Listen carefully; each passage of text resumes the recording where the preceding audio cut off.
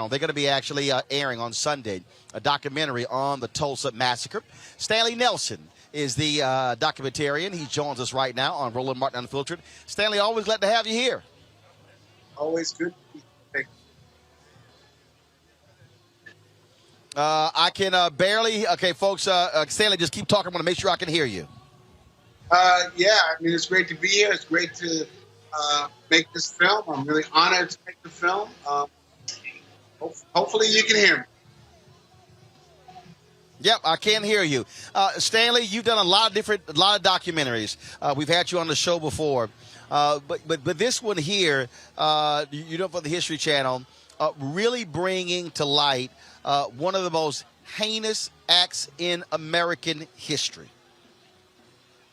Yeah, I mean, the Tulsa Race Massacre may have been, probably was the largest act of genocide against African Americans, single act in the history of this country after enslavement. Between 100 and 300 African Americans were killed, and over 100 people were probably buried in mass, unmarked graves.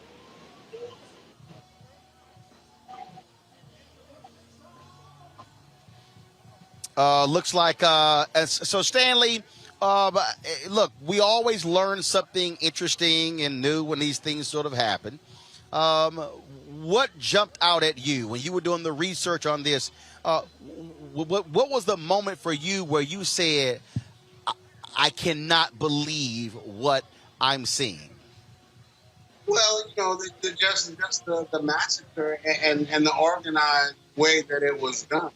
But even before that, one of the most amazing things is that, can you hear me? Yes, I can hear you. One of the most amazing things is the very formation of Greenwood and of Tulsa. The fact that African Americans, right after took their freedom and headed west, you know, in covered wagons, on foot, on horseback, and to find their own communities where they wanted to live lives of prosperity and peace. And they found that in Tulsa and built this incredible community of Greenwood that was called the Black Wall Street, because it was so powerful, and there were so many affluent African Americans there, you know, with movie theaters, skating rinks, doctors, lawyers, grocery stores, barbershops, the whole thing in a very self-contained community that was destroyed because of white folks' jealousy in a 24-hour period.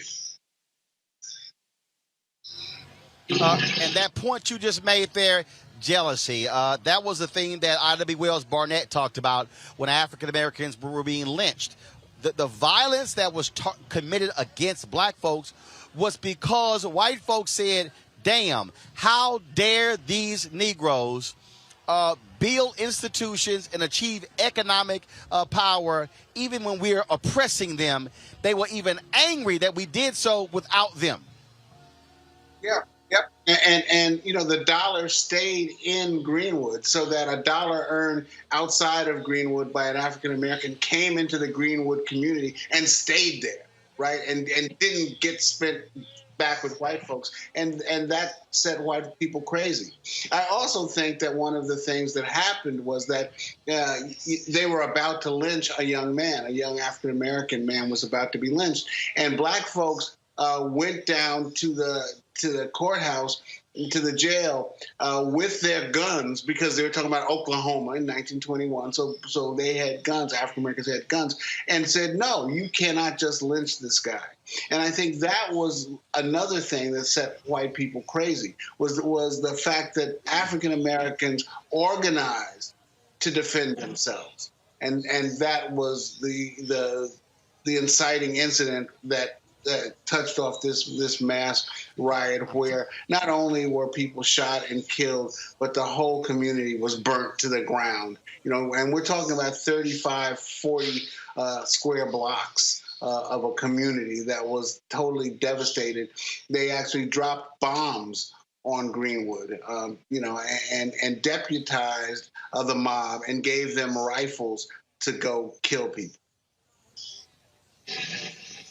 Here is a clip of the documentary on the Tulsa Massacre that will air on the History Channel on Sunday from Stanley Nelson. Folks, watch this.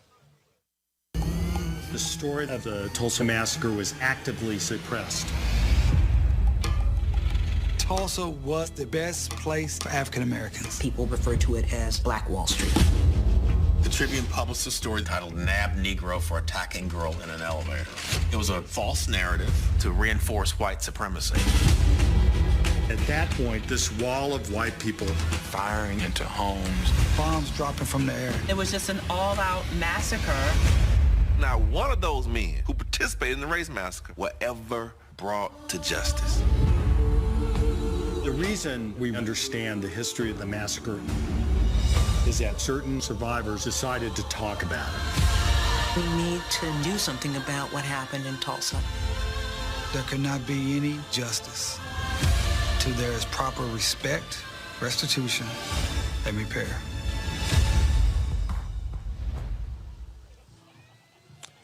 Stanley, what jumps out there, Stanley, is the fact that not one person brought to justice for this massacre that took place 100 years ago. Not one person was brought to justice. Nobody was paid out a penny of insurance money.